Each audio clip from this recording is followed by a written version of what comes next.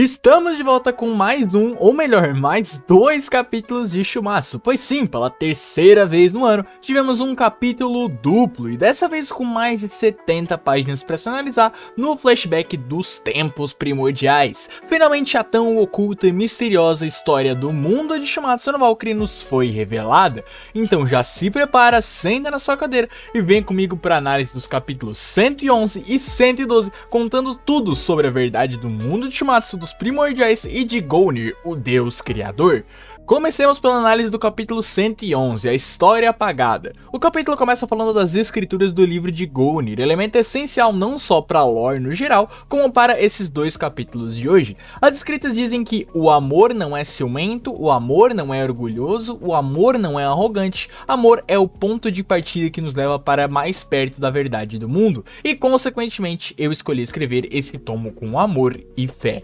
Esse é o prefácio do livro de Gonir, e com ele temos um flashback rememorando do estado do Ragnarok, o crepúsculo dos deuses, onde os 11 deuses matadores de deuses, que eram a Yggdrasil e os 7 primordiais aliados a Yggdrasil, enfrentaram os outros 77 deuses primordiais para exterminá-los. E vemos então uma página bem legal, dando destaque para os chamados exterminadores de deuses. E assim, já aproveitando a deixa, eu particularmente nunca fui de ter hype nesses 7 deuses aqui aliados a Yggdrasil. Eles não têm uma aparência, não tem uma personalidade, não tem um nome revelado. Pra mim, eles sempre foram ali só figurantes pra gerar o número 77 contra 11 ali do Ragnarok. Mas o fato deles estarem ganhando um destaque mínimo aqui nessa página, e até serem citados nesse capítulo mesmo como uma ameaça em força, pode dar a esperança que no futuro, quem sabe, no mangá original, a gente possa ver eles voltando ali para o nosso tempo atual do mangá, Por que não? Claro, como vemos mais à frente, eles não espalharam as suas divindades que nem a Yggdrasil espalhou antes de ser selada, Então pra eles voltarem seria mais difícil realmente, mas quem sabe, Quem sabe eles não voltam. Comentem aí embaixo, vocês acham que esses 7 deuses primordiais aliados a Yggdrasil vão ser relevantes no futuro e vão voltar ou não? Continuando com o capítulo, vemos os deuses primordiais da resistência, incluindo um ali, com um design marcante, que veremos mais à frente, e claro, o nosso querido Izanagi, que também vai ter mais participações e será mais comentado durante esse vídeo. Vemos então painéis de batalhas do Crepúsculo dos Deuses, com a Yggdrasil solando os 77 deuses primordiais, com um destaque especial ao tamanho assombroso do Ymir, que é pelo menos umas 3 vezes maior que o Odin, e por si só já é um personagem bem alto. E com o poder enorme da Yggdrasil, pouco a pouco os 77 deuses começaram a cair. Vemos então uma sala de reunião dos primordiais rebeldes, com vários deles machucados, feridos e assustados, com um destaque especial ao Izanagi, que tá ali curando um deus, assim como a gente viu ele curar o Kita com a sua técnica, a Onogoro.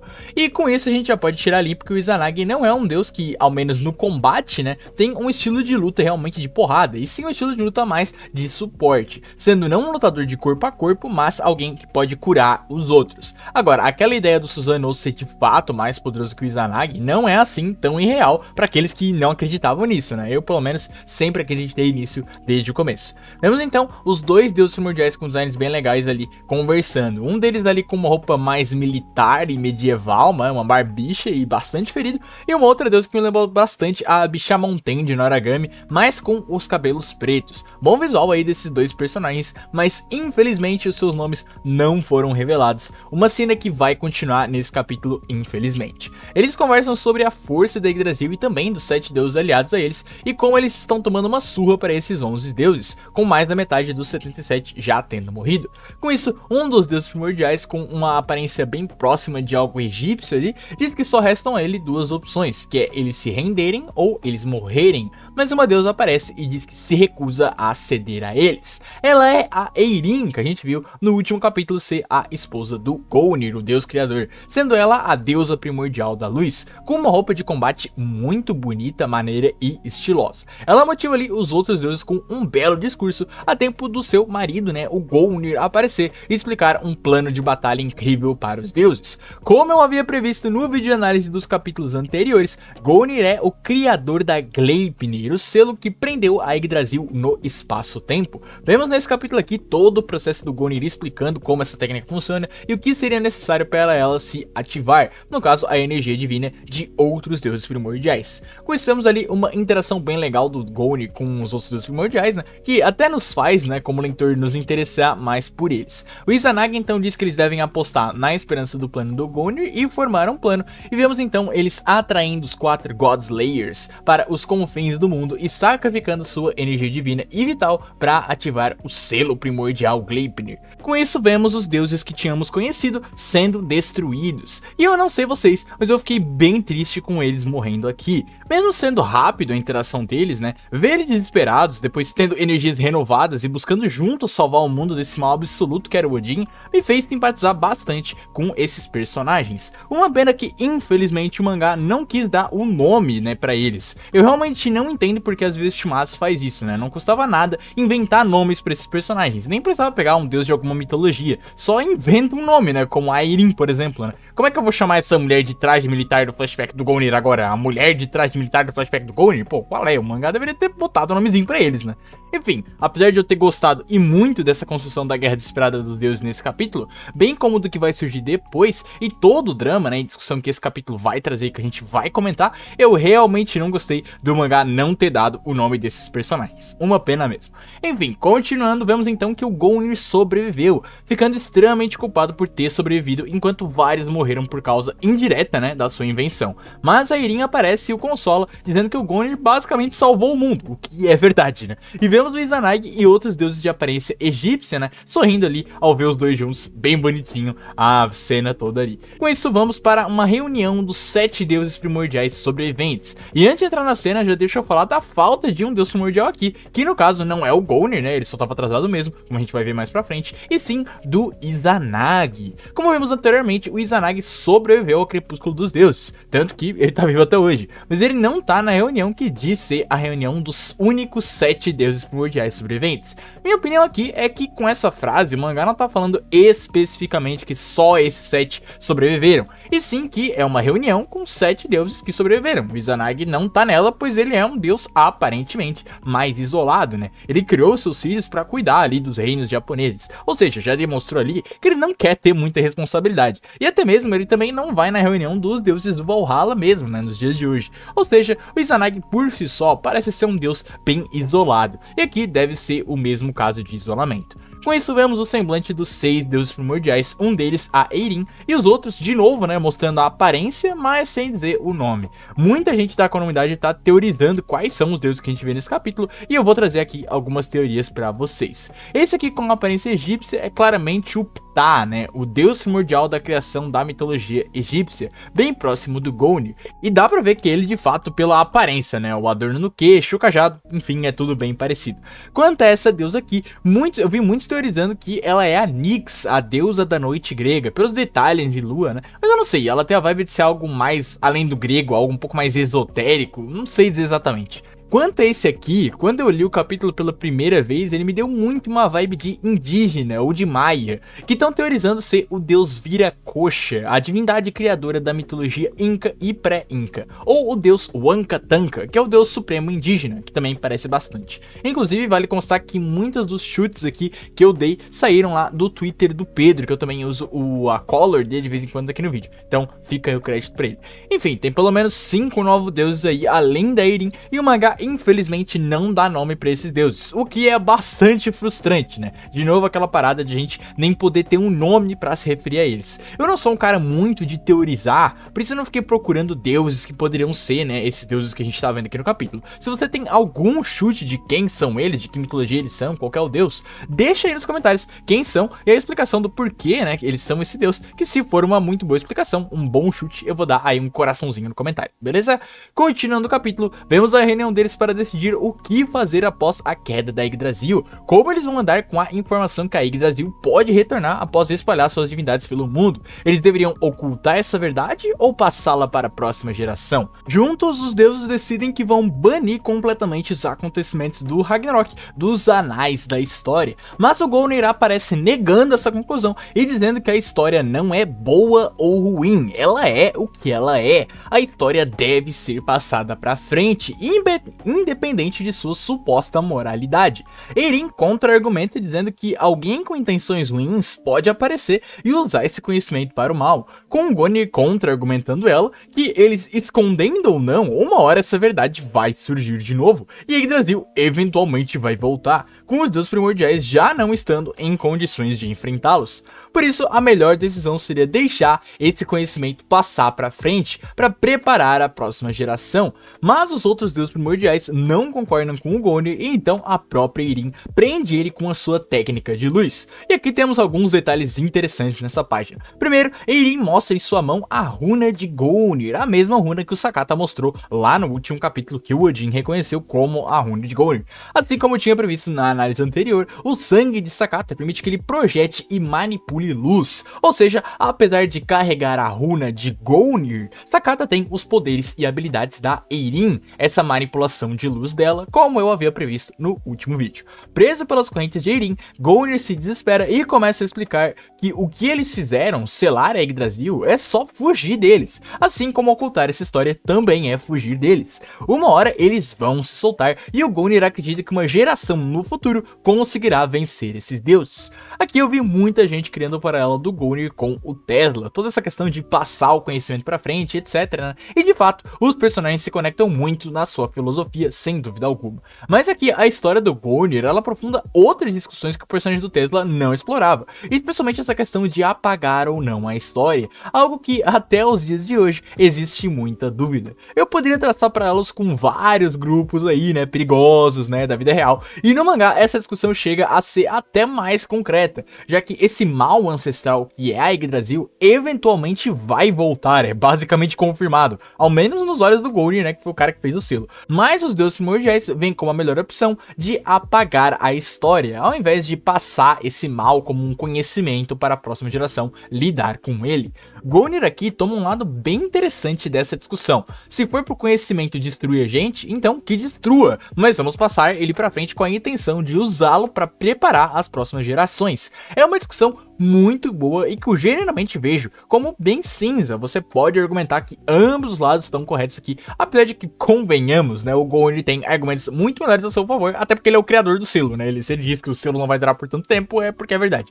De qualquer forma, ele acaba sendo preso e trancafiado, então vemos os seus aprendizes, liderados por Feldis, invadirem a sua cela para tentar libertá-lo. Gonir, entretanto, diz que eles não precisavam libertá-lo e entrega a eles, então, né, um espelho que vai permitir que eles criem a sua vila oculta e também o seu colar para que o Feldis carregue o colar com ele. Gonir então se liberta ele mesmo da sua cela sozinho e vemos ele indo até os confins do mundo para escrever o livro de Gonir, o livro que tanto tivemos referência nos últimos capítulos e do qual vemos a exata cena dele todo ferrado e ferido escrevendo tudo que aconteceu no crepúsculo dos deuses Ragnarok. O capítulo termina com os mesmos dizeres do seu início, com o Gonir explicando que com seu amor e fé, ele escreve esse tomo e coloca nele todas as suas crenças. Mas não acabamos por aí, senhoras e senhores, pois aqui teremos o próximo capítulo, o capítulo 112, a vontade que ele deixou, que começa com os 6 primordiais fazendo um super feitiço que faz ali um brainwash, né, nos outros deuses, com isso apagando a história do crepúsculo dos deuses e colocando na mente deles que a história original era aquele que os deuses primordiais criaram o cosmos e se autodestruíram, ou seja, eles basicamente reescreveram a história.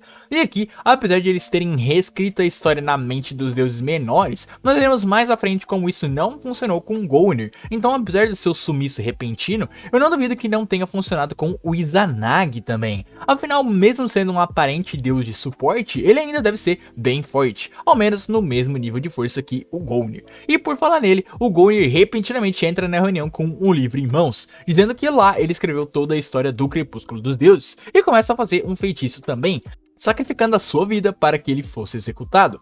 Como ele diz, ele fez isso pois acredita no futuro de suas crianças, pois como ele falou no começo, para ele a história não deve ser esquecida, e sim relembrada para não se repetir. E com isso vemos Gonir sumindo nos braços de Eirin, numa despedida bastante tocante e emocionante para dizer o mínimo. Inclusive, aproveitando a deixa, a relação da Irene e do Gungnir é bem bonitinha e tal, mas vocês não acham que a Irene foi meio babaca?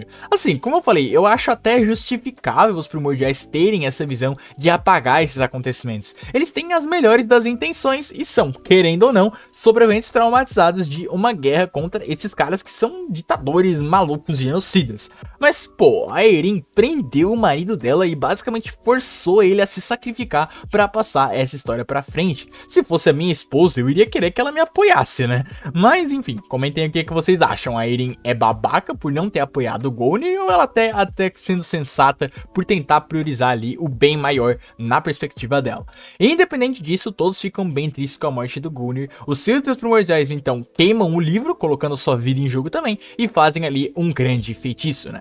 E já aproveitando nesse capítulo, tivemos muitos feitiços e magias, né? A que reescreveu a mente dos dois menores, a do Gungnir pra proteger o livro, e também a dos primordiais pra queimar o mesmo livro, né? Falando um pouco sobre a escrita desse capítulo, magia é uma coisa muito difícil de se trabalhar na escrita, porque ela é um conceito muito aberto. Claro, eles são deuses, né? É natural que eles tenham poderes sobrenaturais que a gente, como humanos, não tem conhecimento, mas no aspecto de escrita, é sempre melhor que o leitor saiba como funciona as magias que estão em jogos e as suas limitações para que o conceito abstrato de magia não se torne uma facilitação do roteiro. E aqui nesse capítulo o mangá consegue trabalhar isso muito bem. Todas as magias do lado antagonista da história, que são as dos primordiais, não têm consequências factuais na história, e não precisam ter, pois eles são os antagonistas. Eles sucederam no seu plano sem uma consequência. Isso não é visto pelo leitor como uma trapaça ou uma facilitação de roteiro, justamente porque eles são os antagonistas, a gente não tá torcendo por eles. Já o Gungnir, como alguém que representa o lado do leitor nessa balança, tem o seu feitiço executado, e como eu falei, sendo bem na conveniência do que o feitiço precisa ser, né, que ele esteja pra narrativa ali, né, acontecer, mas sem gerar esse efeito de magia conveniente que o mangá precisa fazer para a história continuar, justamente porque ela tem uma consequência pesada na história, que é a morte do Gungnir. Ou seja, Shumatsu conseguiu dosar muito bem essa balança de magia, como sempre faz, tanto dentro quanto fora das lutas na arena.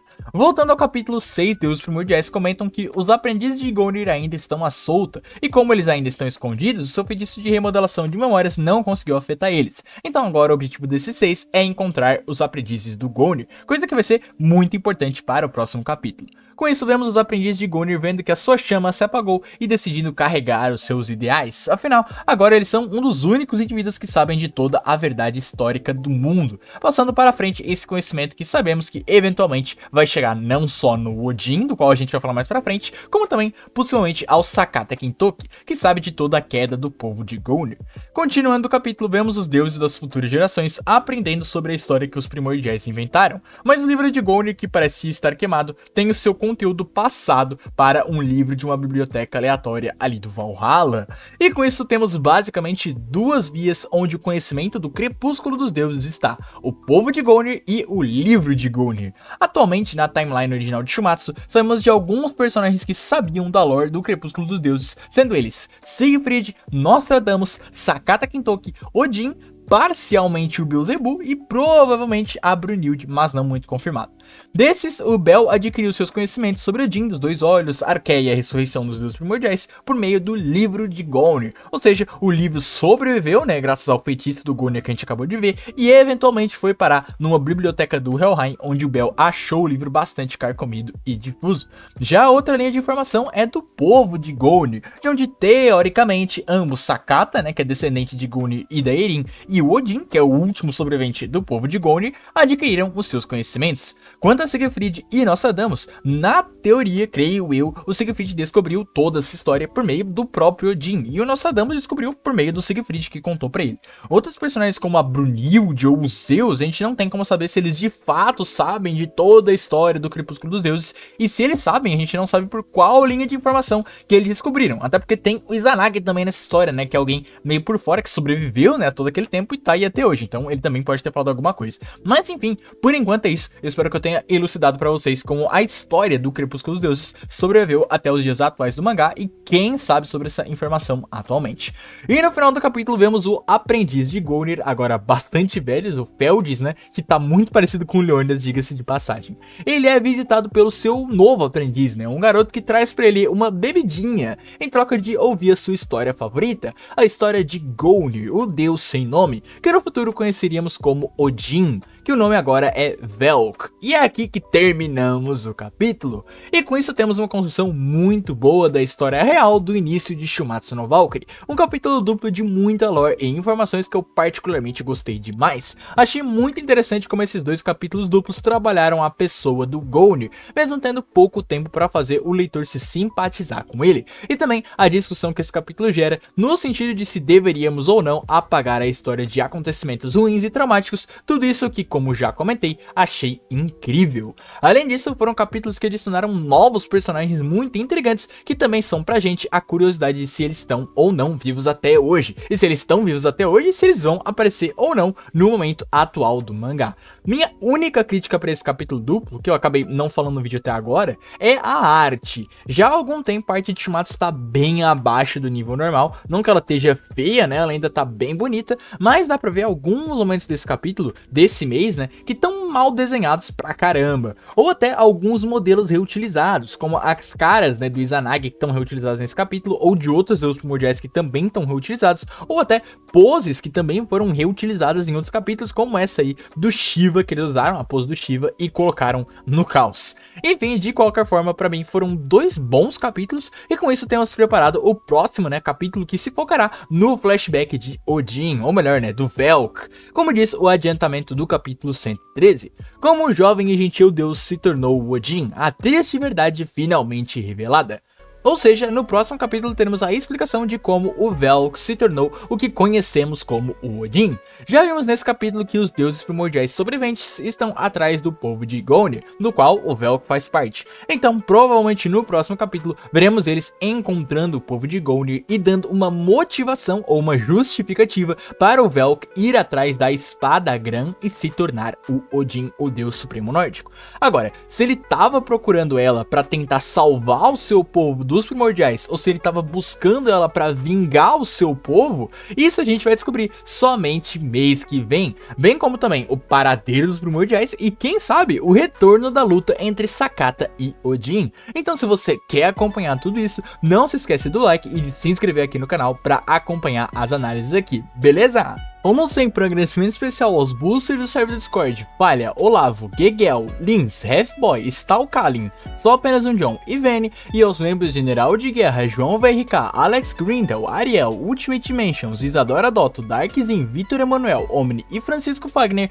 por apoiarem diretamente o canal. E meus agradecimentos a você que ficou até aqui, um abraço e até mais.